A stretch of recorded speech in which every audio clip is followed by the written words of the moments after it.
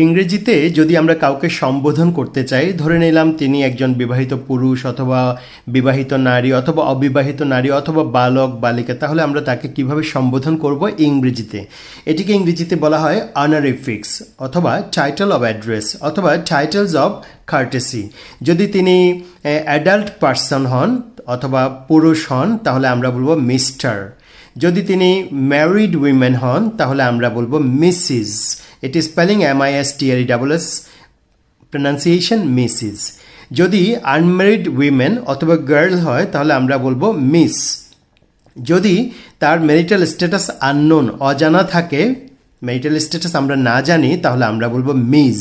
তাহলে mister for man, Mrs for married women, miss for unmarried women, and Miss for marital status unknown.